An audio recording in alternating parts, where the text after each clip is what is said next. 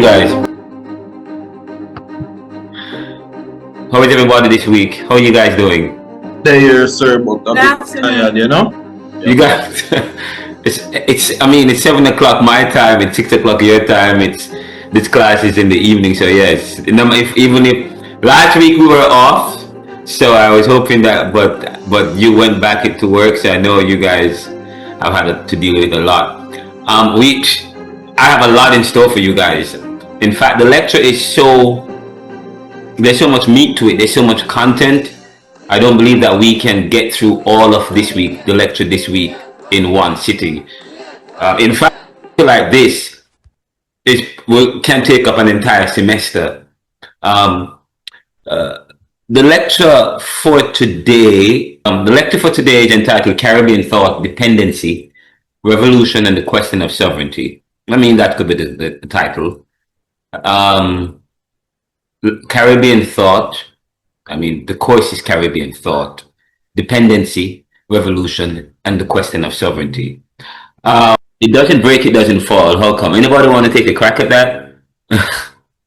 You throw an egg against the wall, it doesn't break, it doesn't fall. How come?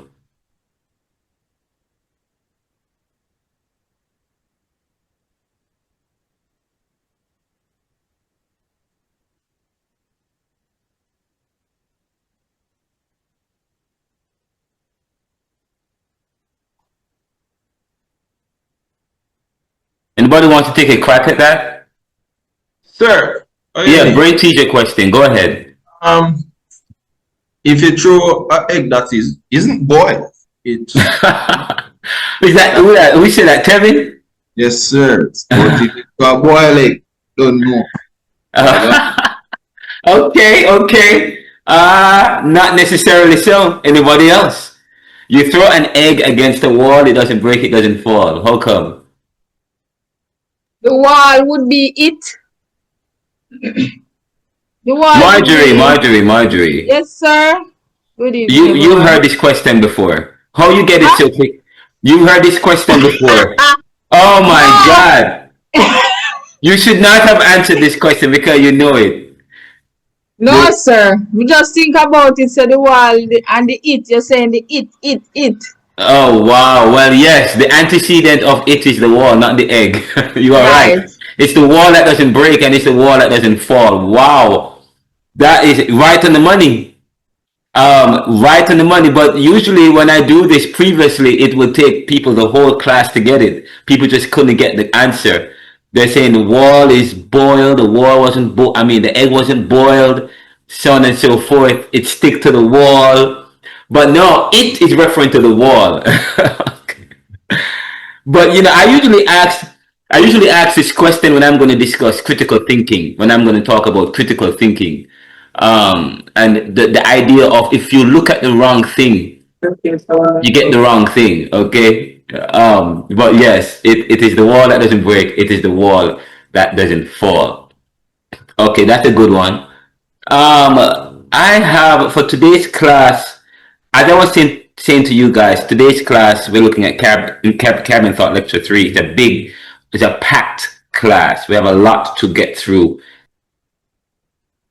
Is this it? All right, I have another brain teaser for you. In terms of, as we think about this course, I want you to ask yourself questions. The question, what is the Caribbean and who are you? How would you as a student define the Caribbean? And who are you? What's your place in the Caribbean or in the world as a person from the Caribbean of African descent? Or do you see yourself as transcending African history to just what is today? And what can you remember from your parents? And what you can remember from your parents and what our books say today? And can you trace your history? How far can you go, or do you go? Okay. So I would, so that's a very good, important question I want to ask you guys. What is the Caribbean and who are you?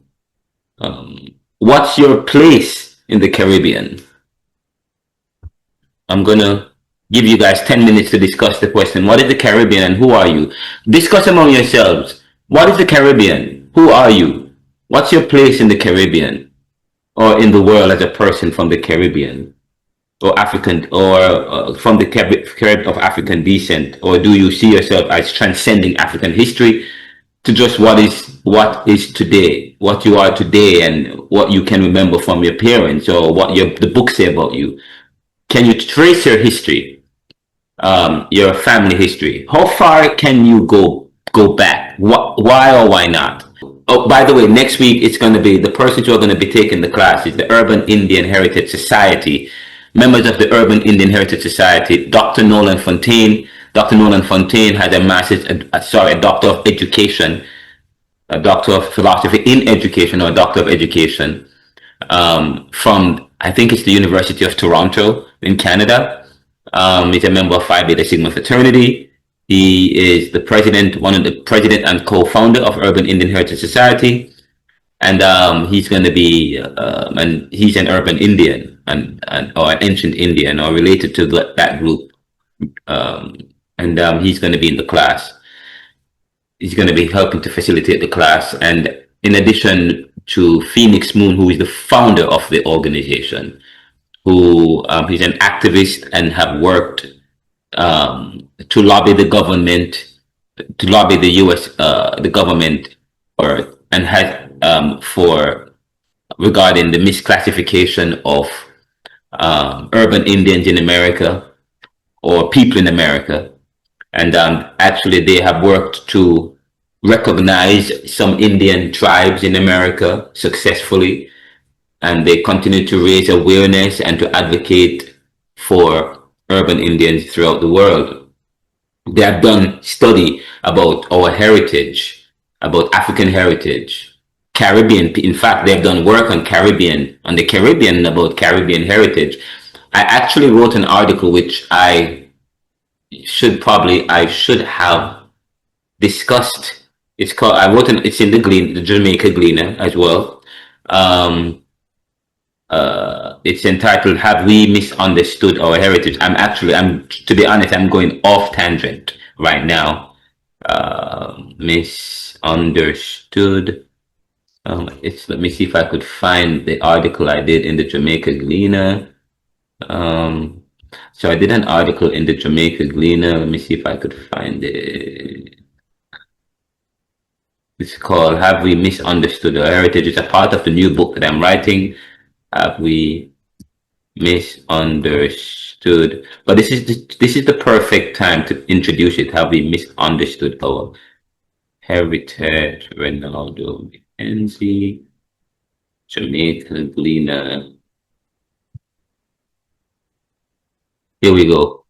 Have we misunderstood our heritage? I wasn't even going to begin with this. I don't know why I'm starting with this, but that's fine. Wow.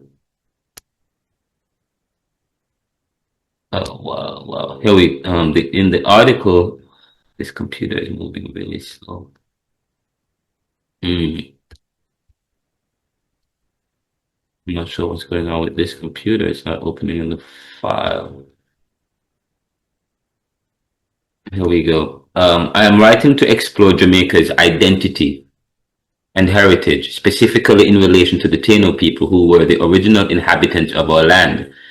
While acknowledging the presence of East Indians and the Chinese who arrived during the era of indentured labor,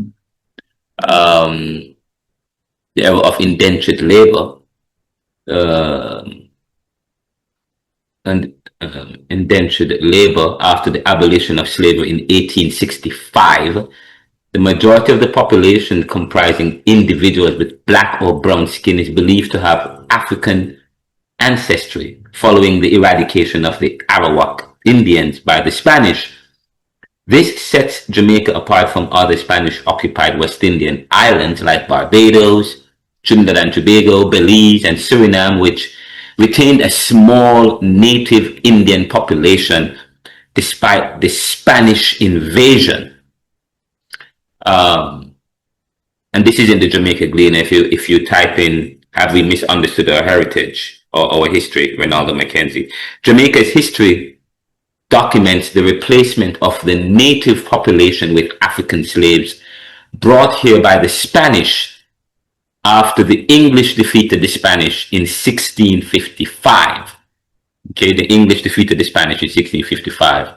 Jamaica became a significant port for the slave trade and sugar exploitation. So when Christopher Columbus was here, discovered the New World, Haiti, Cuba, Jamaica. Well, I don't know why I shouldn't call it the New World. Sorry, discovered this region of the world in the 1400s, 1490s. He he saw some people here. By the time the British came in 1655, of course, the Spanish did not think that the islands were rich, and they didn't think that they didn't set up much a military base here, so to speak. And so it was easy and there was infighting. It was easy for the British to come into the Caribbean, to Jamaica and some part of the Caribbean to dominate, because the British didn't have much interest, because they thought there wasn't much wealth here. And because of infighting and so on and so forth, many died from smallpox, so on and so forth. But when the British came, they found black people. Where these people came from?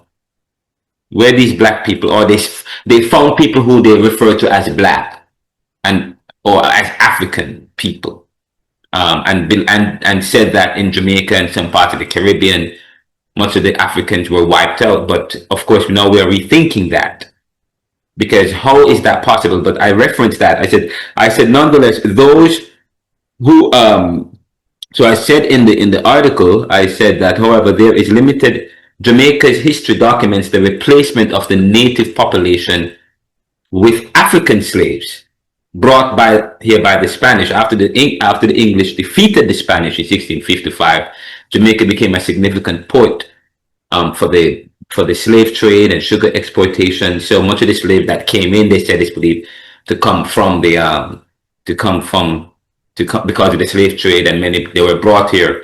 However, a lot of the people who we call Maroons were the people who escaped to the mountains. It is said that many of the slaves had Africans here, and they freed them and they fled to the mountains, and they fought the British for years. Throughout the Caribbean, they fought the British for years. But where these people came from, where did they come from? Were they really Africans? Are they really natives? But of course, we're learning the Urban Indian Heritage Society is going to be coming here talking about their research about African Caribbean heritage. I started doing some research, because I know we're learning that their Africans were already here before Columbus came, and many of the indigenous people retained many artifacts. They traded heavily, and of course, I've been reading. They Came Before Us, this book. You can't see it. I have to. They Came Before Us. I'll have to stop my. Let me. Video and effects.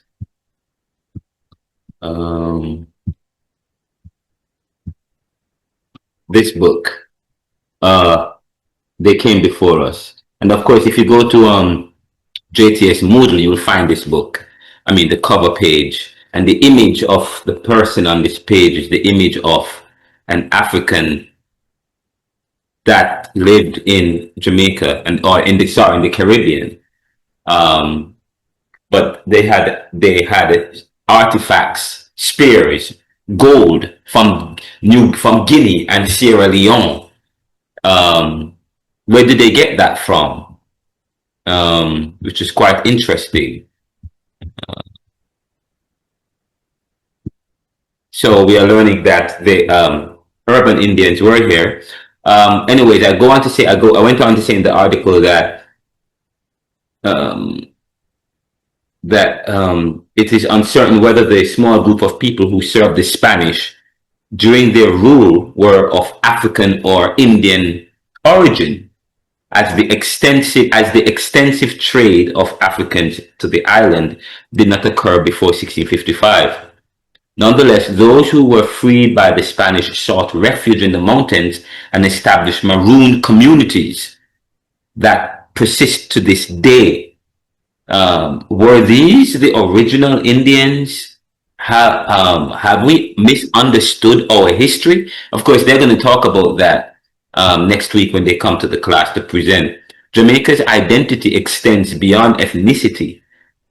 We encompass a diverse range of people united as one.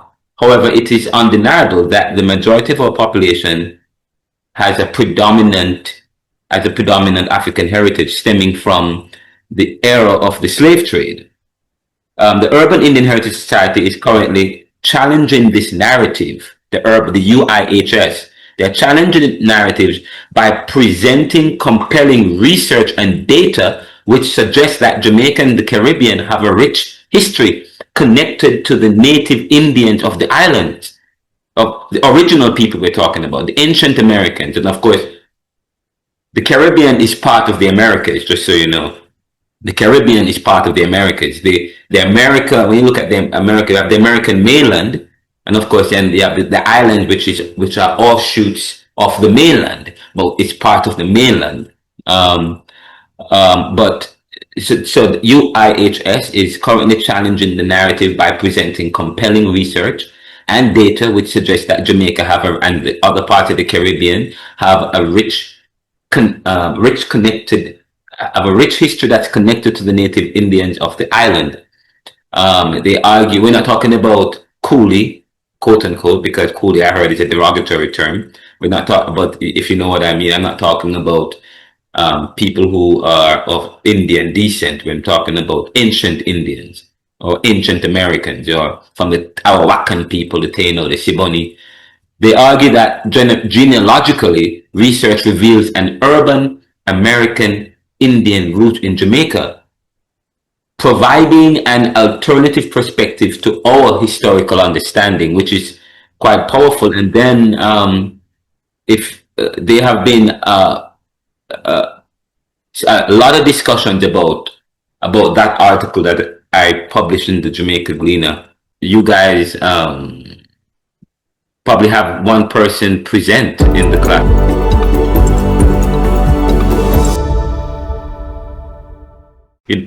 Is it real freedom if freedom is handed to you ceremonially, if it's gifted to you? Is that true freedom? That means you still recognize your master, you still recognize a master, you still have a master, someone who gives you freedom. I thought all of us are I thought all of us are freed men. Fanon points to that. How is it that we are being given independence and given freedoms? That's, interesting. But anyways, I wanted to point that out to you guys. Today's lecture, I ask you, what is the Caribbean and who are you? What's your place in the Caribbean? We're going to discuss that a bit.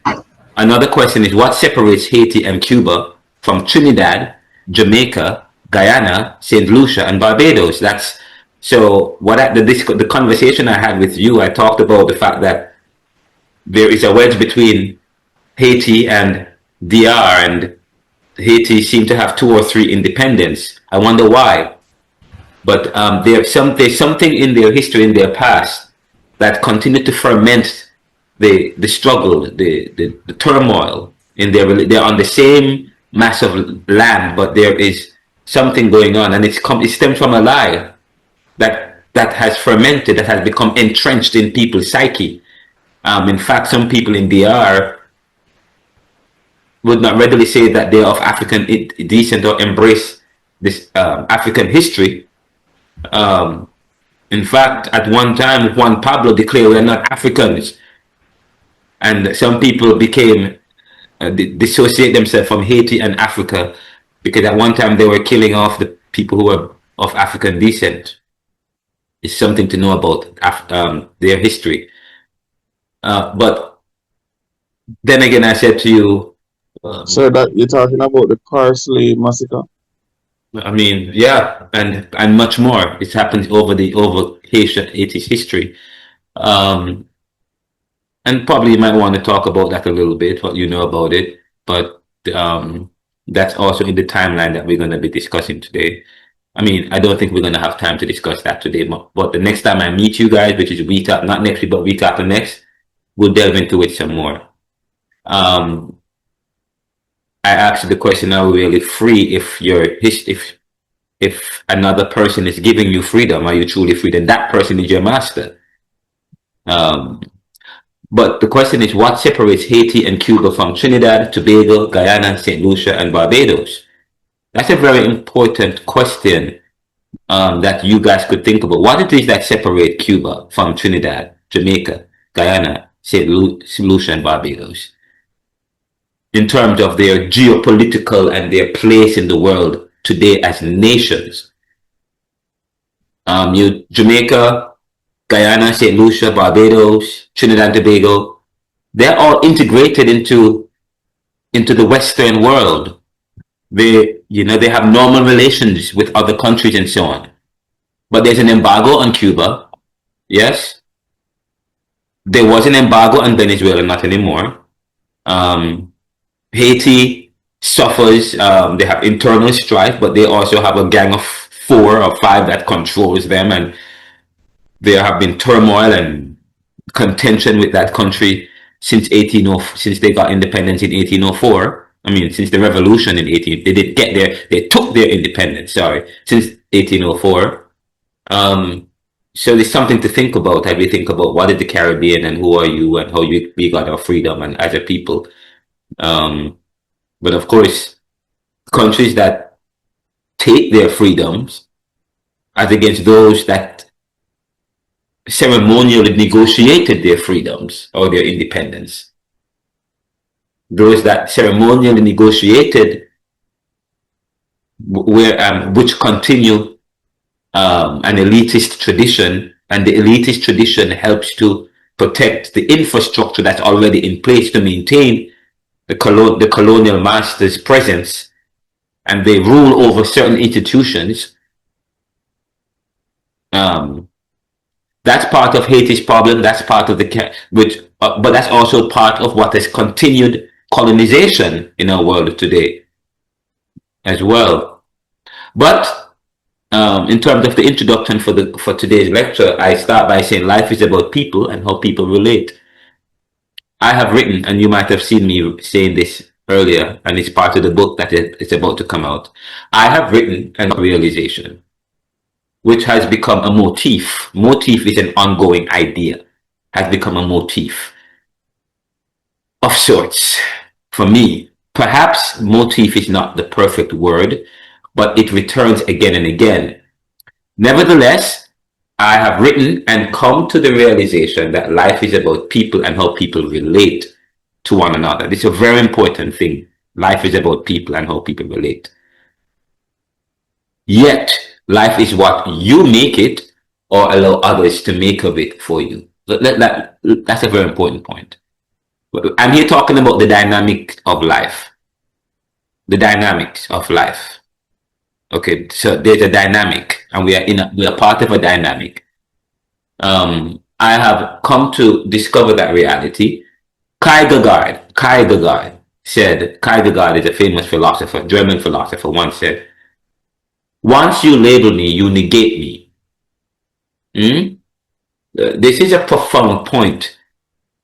It echoes true then that life is about people and how people relate, yet life is what you make it or allow others to make of it for you. I mean, Norman Gervin in the Caribbean Reader says the Caribbean is an invention. The Caribbean is an invention. And it's part of your recommended reading, and it's easy to find. If you go in the syllabus, there's a link to the Caribbean Reader. I think the whole book is online, but the Caribbean, especially the very first part of the book is very important. Norman Gervin, I believe it is, starts the Caribbean Reader by talking about Maurice Bishop and Grenada. and the Revolutionary Army of Grenada, and how the elite a group, how infiltration from outside led to the fall of the People Revolutionary Army of Grenada and led to the assassination of Maurice Bishop.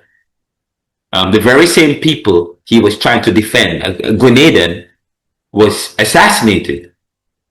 Moise was assassinated by those outside, but utilizing those within. That's interesting because so that they can continue an elitist tradition supported by the post-industrial, the former colonial masters and their ideology, which is an important point here. But it's quite interesting. He says, Norman Gervin says the Caribbean is an invention. Of course, I do not share that sentiment that the Caribbean is an invention. The Caribbean is more than an invention. It's more than what we see today. The Caribbean has gone through struggle, but the Caribbean is more than that. And of course, in the book Neoliberalism, I write, when you think about the Caribbean, you think of beautiful islands of paradise with sun, sea. But the book challenged that motif.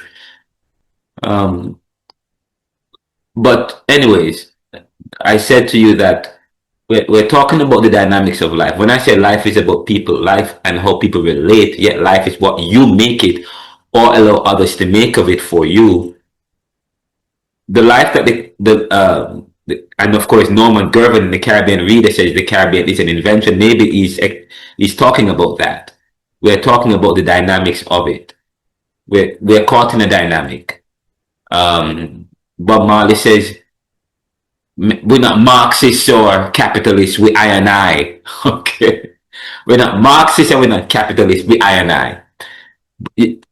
Moving away from being persuaded either in a European mold or as a Marxist or a capitalist. He said we're the I and I. Of course, the I and I speaks to an African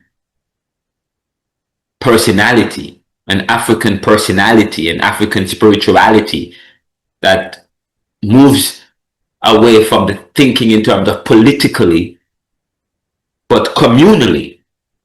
And the recognition of African personality is part of one's spirituality and an appreciation for the earth and for the land. I'm going to get into that at some point today. We may not, because I'm going to watch the video, but the life that we have created is one that involves a dynamic that affects the relationship that exists between people based on one's position. Nevertheless, life until it becomes true then that life is about people and how people relate. Yet life is what you make it, or you allow others to make of it for you. We said that we see what's going on in the Caribbean or as African people, and what's going on in Haiti. And I say to you, if the Caribbean try to become something that they are not, move away from from the freedom that they ceremonially negotiated, it becomes a problem for those who negotiated their freedoms. We're going to get into that a little bit, but the dynamic that you are in is a created space, is it? Yet. But by who? By people themselves who continue to make something of life that God has given us. God has given us life to make something of it. And of course, life is to be lived. So therefore, I ask you today to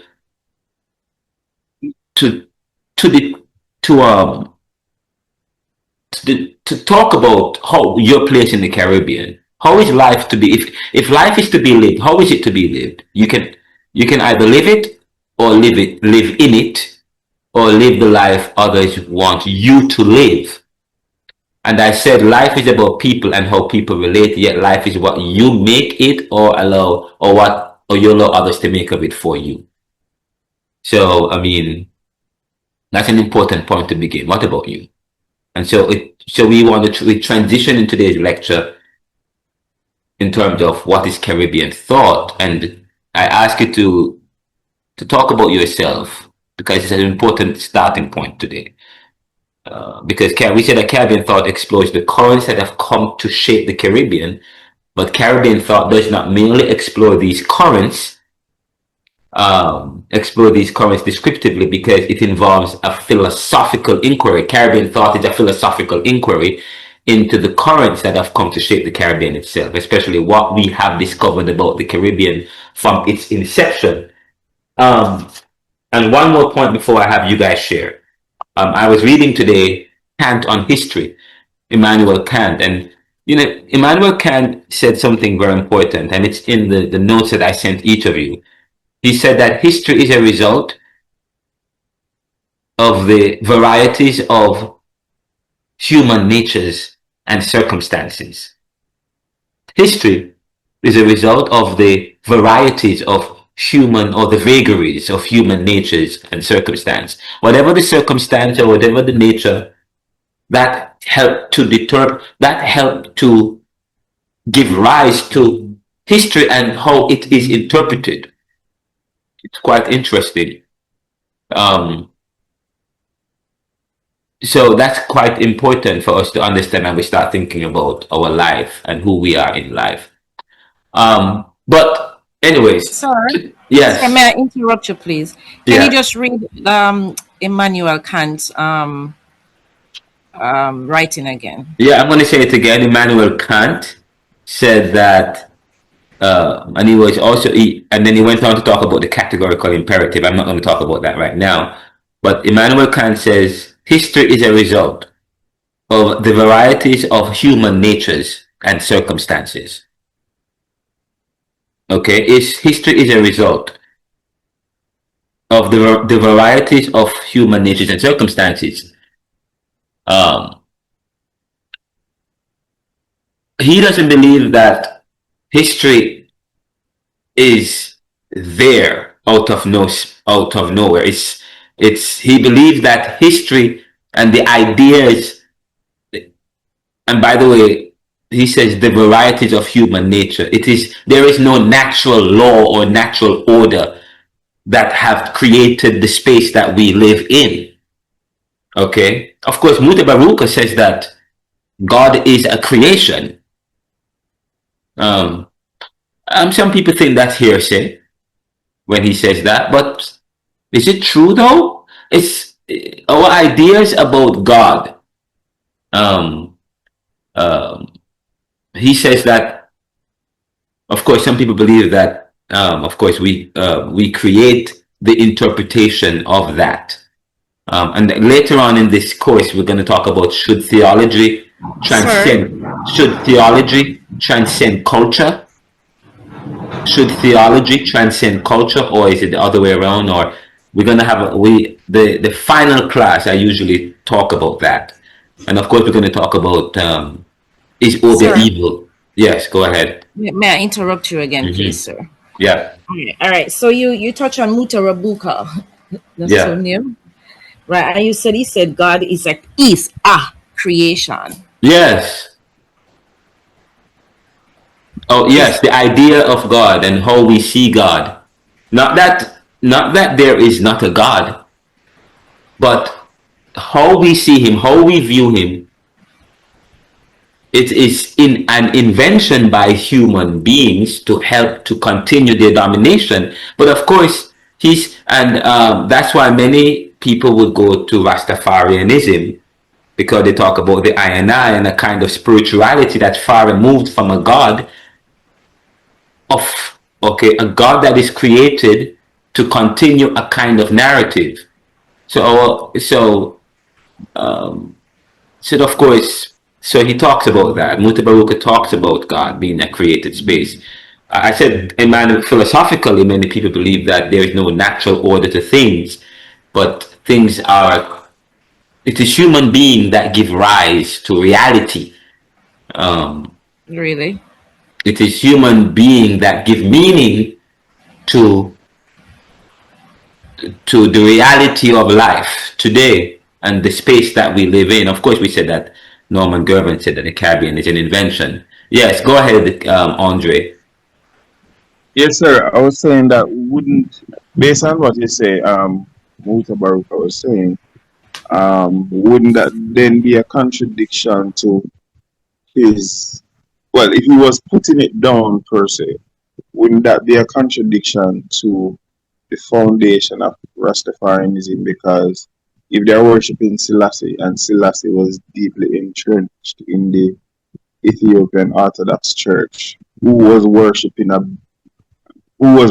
a being that is, in his words, the supreme being. Oh, no. Muta Baruka is not necessarily a Rastafarian. He has transcended that, he will tell you, just so you know. Okay? Okay, I wanted to know. Yeah, no, Muta Baruka has transcended that. He's not an outright Rastafarianism in the way that we see it today, because he may also say the same thing of the Rastas, I mean, and who have chosen their God to be Rastafari. Okay? Because I've been in other spheres, well, if you say he has transcended that, then that explains a lot. Yes, and a being that, but a being that goes, so he's moving away from that reality to another existence, to another reality, away from, you know, the Caucasians have their idea of God. The Eastern traditions have an idea of God. The Hindus have their idea. If you look at all these cultures, there's an experience of God within that particular culture, which that shows how the relationship between the reality of the people and the reality of God. Okay. Yes. So sorry, I was gonna say, does that lend itself? If he's transcending from that, do you think he's at the? I'm talking about the I and I. Do you think he's at the place of self-worship then? Well, that's a good question too. We could ask Mr. Baruka that, but I think it's in a sense, it would seem that, but not necessarily self. But he says it's what we have created to make sense of life. So it's what we have created to make sense of life. You know, that's how he sees it. That's how he would put it. It's what we've created to make sense. And religion as a way for him is a way of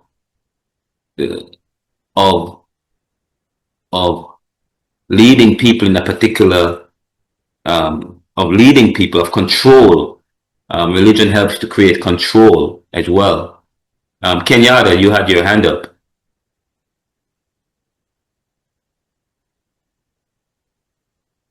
But we'll take a pause from here. Now, I had asked you guys, the groups, to share. I want to hear from the group.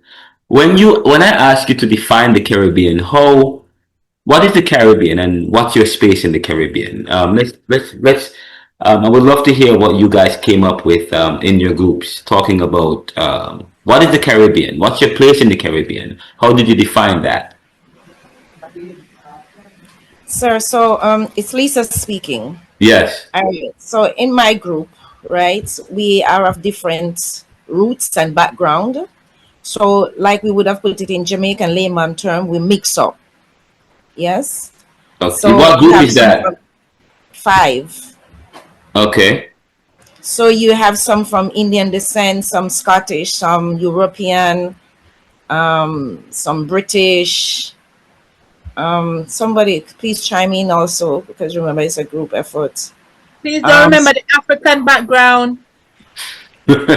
Right. And that's why I said we have to all chime in, yes, because it's a group effort. Right. So the African background. So that makes up the Caribbean itself, because we're coming from different roots. So we see the Caribbean as one place with many different people living in our space. That's my view of my view and perception based on the understanding of what we discussed. I don't know if any of my other teammates want to chime in to say something else as it relates to that. Okay. And and in terms of the group, what's your what's your place in the Caribbean? How far can you guys go back in tracing your history? Have you ever done that before? Well, Yeah. only one person so far would have gone to trace her history, and she has quite a bit of information. For the Okay. rest of us, we would have, barely. Where did you barely. go? Where did she go? Who was that? What's her name again? Can you please come online? Who was it again? It's not Shaquana, right? Lisa, can you No, it was Renee I'm Cooper. not ready? Sir, I'm sorry. I'm sorry, O'Neill. No, man, it was I some think other. I think Group 5 should wait a bit because it doesn't seem like Group 5 is ready, sir. Okay. Yes, I think Group 5 should wait a bit so another group can go. All right. And then- Another group wants to go? Because I would love to hear that. Next group. Group 3 ready? Good evening, ahead. sir. All right, so I'm gonna start it off on my group, and then somebody else can jump in. So when we looked at the Caribbean, I think one of the discussion that came up that we are not just merely a geographical location, but it was basically a melting pot or a splinter, or I would say of the bigger continental, or the bigger continents and the mainland of Europe, Africa. We are shaped by, the Indians, of course, the Chinese. So it's, all over the world. So it's basically a splinter, it's a branches of, and a melting pot of basically people from all walks of life. Now, in this melting pot, we have religion, we have customs, we have food, we have ethnicity, we have a whole diverse experience, cultural experience, for want of a better word, that has evolved into new identity, even though the search for identity, especially for the African descent, persons of African descent, I would say that search for identity is still ongoing. We coexist in some spaces peacefully. In some spaces, in other spaces, we find that there are struggles between ethnicities, religious groups. Yeah, I would say in those areas, there will be some struggles, and the list of struggles may continue. But in terms of racism, of course, classism, so there's an ongoing struggle, but at the same time, everybody, I would say mostly the people of African descent, are still trying to find themselves and I would say reconnect to who they really are. So the search for self is really ongoing. So that's the first part of the question. Anybody else want to pick up for the individual part?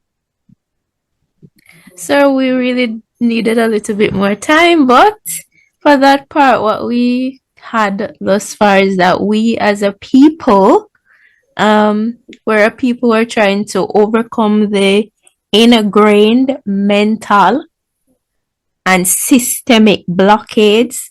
And like Andre said, we're trying to refine ourselves. We're trying to know who we are. And because of, as you were questioning about if we're able to trace these things, it is hard to do because of the Eurocentric viewpoints that have shaped who we know ourselves as we've been growing up. So we're trying to refine who we are. Okay.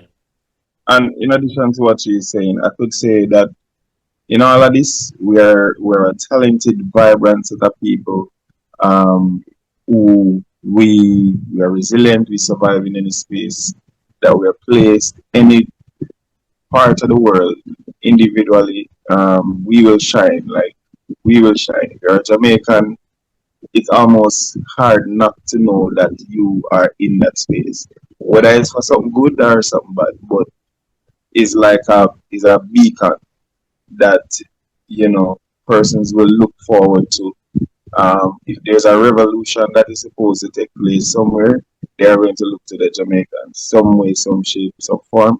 And as I said, we're talented, we're resilient, and we own Jamaica when we want to. We own our space when we want to. And we, I think, are collectively, to some extent, well, are spiritually grounded to the people, whatever spiritual groundedness mean, whether it be Rasta or Christian or, I think for the most part, most persons believe in a supreme being greater than themselves. Okay. That's good.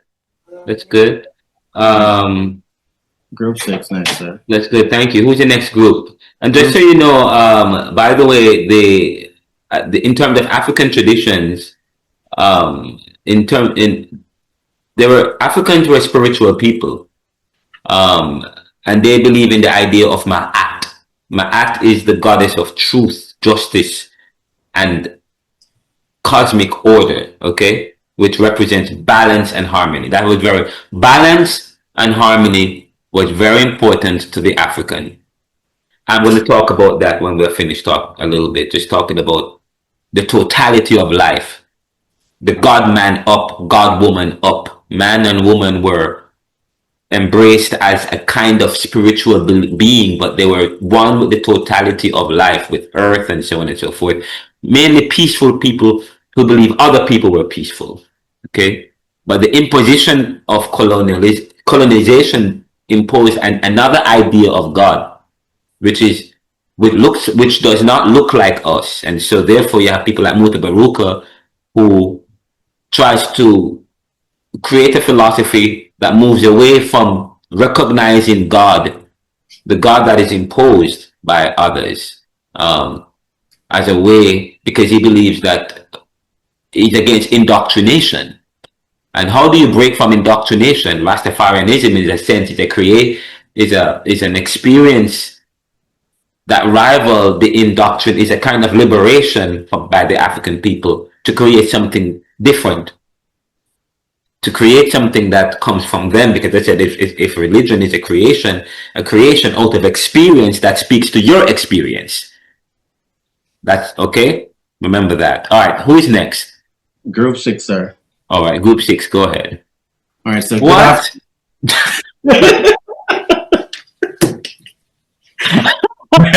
Yo! Okay, go ahead. All right. So that was fast. Yes, sir. That's how we roll. Oh my God. Okay, go ahead. Wow, I love it. Yes. So, good afternoon, class. Good afternoon, Reverend McKenzie and our class assistant, Miss Burton. Group 6 presentation will be on the following topic: what defines the Caribbean and how do you perceive your identity? We will also look at to what extent can you trace your heritage and what factors limit our inability to explore that option. We're going to look at, can you map out your family tree? Why and why not? How do you look at your community within the Caribbean as an individual, and in what way do you see yourself as your African roots goes on? And this will be presented by O'Neill Linton, Orain Nugent, Yashama Radney, Dave Durant, Kaveh James, and Rudolph McDonald. All right. The first question we ask in this class: what defines the Caribbean? Each person has a different definition from the Caribbean, but for Group 6, the Caribbean is a region made up of islands and coastal territories, which is surrounding the Caribbean Sea. It is categorized by its rich cultural diversity and share of history of colonization, resistance, and survival. The region reflects a blend of African, indigenous, European, Asian, and Middle Eastern influence that have shaped its identity and traditions. Although the Caribbean nation differs in language, governance, and specific historics, they remain connected through common historical experiences, cultures, expressions, and a strong spirit of resistance and resilience. Our second question in our presentation is, how do you perceive, or how do we perceive our identity? We perceive our identity as Caribbeans, shaped by the history, the culture, the values, and the traditions of the nation. Our identity reflects the experience of our ancestors and the diverse cultural influences that we have contributed to the Caribbean society. And it is a combination of personal, nation, and regional heritage. Let's say that again. To answer the question, it is a combination of personal, nation, and regional heritage. And to present on our next topic, to what extent can you trace your identity or your heritage? I will be now handing over to my classmate, Mr. MacDonald. Thank you, sir. We can trace our heritage as far back as family records, oral history, photographs, birth certificates, church records, and other historical documents as they allow.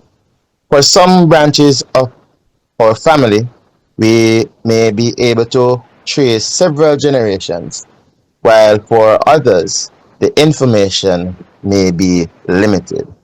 And now hand over to Ms. James. Wait, go back a little bit. Go back.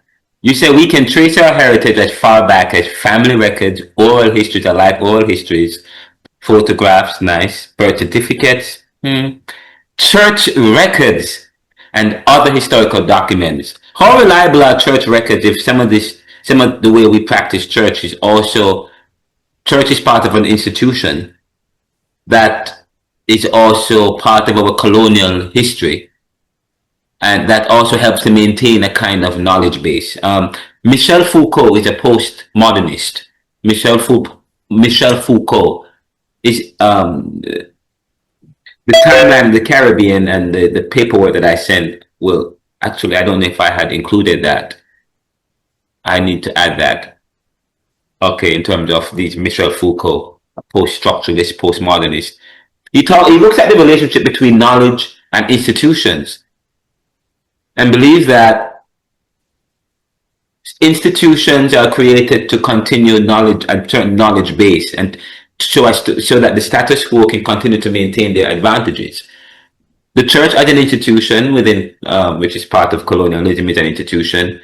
Can you rely on the records that they have about our history, you think? I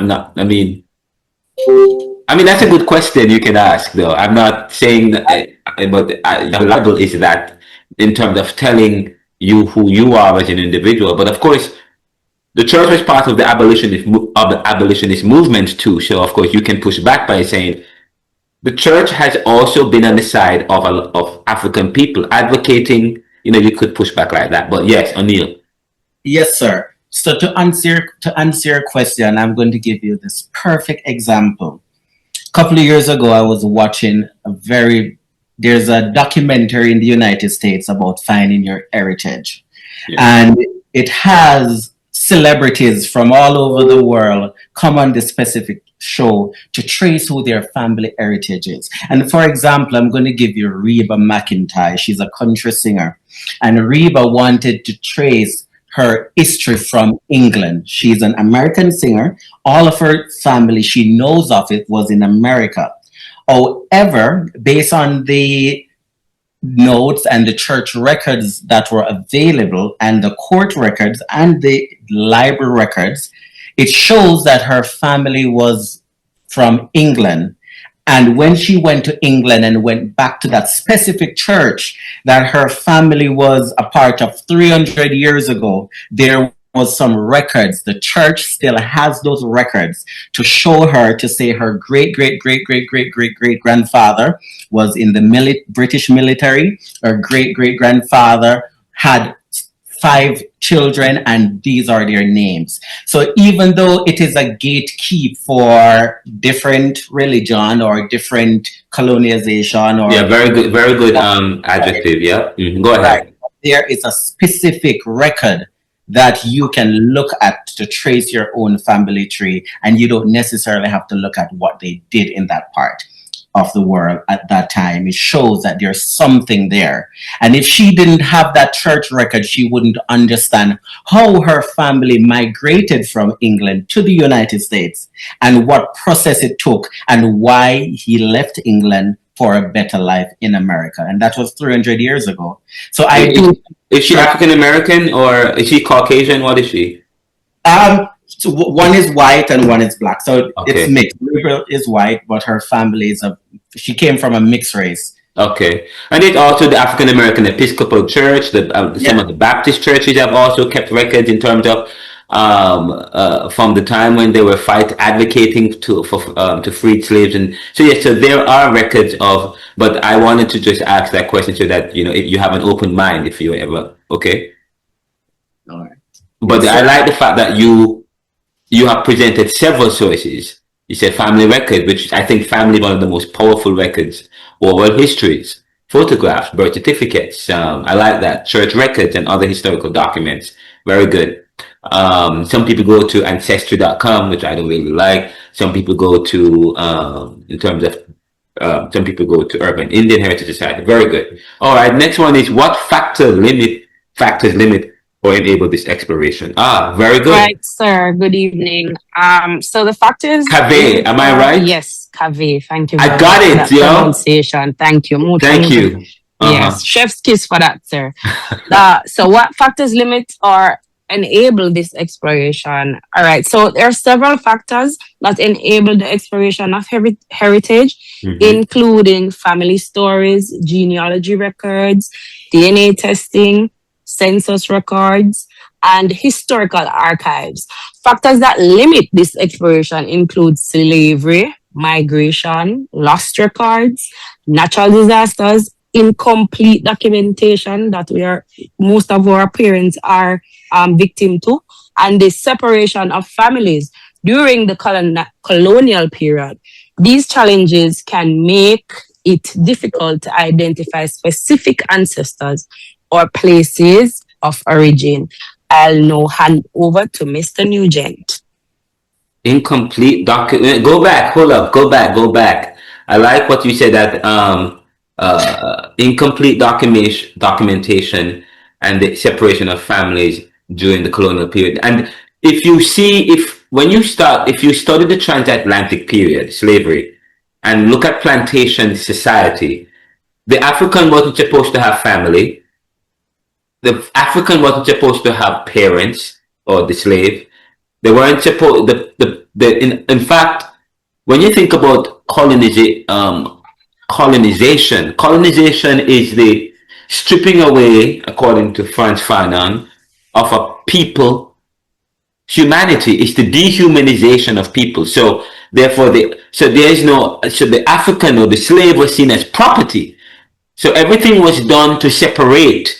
Everything was done to ensure that they don't communicate, they don't have language. Yes, sir. I think also it was to break bond. So once we form attachments, it means strength. Once we are together, it means unity. And so one head is not as clever as 5 heads. A people with unique thought, a people with this going towards having the same goals and wanting the same thing will always sit together and try to figure it out. Whilst the separation will cause us to be in disarray, or then we will find it so hard because of the attachment that has left and the bond that would have been broken. So we can't focus on really what is supposed to be done. So we get emotional because of what was taken away from us. So that is why the separation was such a big thing for them. Yeah, that is true. Yet the African people or the people were indomitable. They still found a way to preserve their heritage in a sense, to preserve their connection. Some people can trace, some people can't, but they still find a way to. And then when you think about family life in Africa, it wasn't just based on biology. It wasn't just based on blood. Family life was very important to the African and to the slave. I think family life was very important, and that's one thing that you are discovering now. Family life, the importance of family life, and but in spite of the fact that we have some incomplete documentation, there are still ways that they have preserved their heritage, preserved their connection with their families. Kenyatta was talking about how people speak, and there were some traces of connection, like some Caribbean people, in terms of our look, in terms of our practices, in terms of our music, in terms of how we speak. There is some similarity that keeps that connection flowing. We might not be able to pinpoint that specific family heritage, but African family was beyond the specific biology. It involves a whole community of people. Anyway, but thank you so much for that. Who is next? I'm sorry, yeah. We're still going, sir. Okay, go ahead. So, the next question. Can we map out our family tree? Yes, we can. A family tree can be mapped out by identifying parents, grandparents, great-grandparents, or great-great-grandparents, depending on how far our family can go, and earlier generations using family information and historical records. However, some branches may contain gaps due to missing records or limited knowledge about certain ancestors, and earlier my colleague would have mentioned about separation. Sometimes as a result of being separated through whatever means, sometimes we can get a loss or a gap in our connection. I will now hand over to Sharma. Very good. And number 6 asks, how do we envision or place within the global community as a Caribbean individual? So we said that as Caribbean individual, we see ourselves as a part of a global community while remaining connected to our cultural roots. The Caribbean has contributed significantly to music, literature, sports, science, politics, and cultural innovation. We can also contribute to the world by sharing the Caribbean values, culture, creativity, and perspective while working towards a positive change within society itself, basically. And number 7, the final question asks, in what ways do we see ourselves transcending African roots? And we said we do not see transcending African roots as moving beyond or away from them. Instead, we see it as building upon them. Why? Because African heritage is an important foundation of Caribbean identity. But Caribbean culture has also been shaped by indigenous, European, Asian, and other influences. We honor our African ancestry while embracing the unique Caribbean identity that has emerged through centuries of cultural exchange, adaptation, and growth. Our identity is both rooted in African heritage and enriched by the diverse experience that define the Caribbean. And this brings us to the end of our presentation. Thank you. Wow, thank you so much.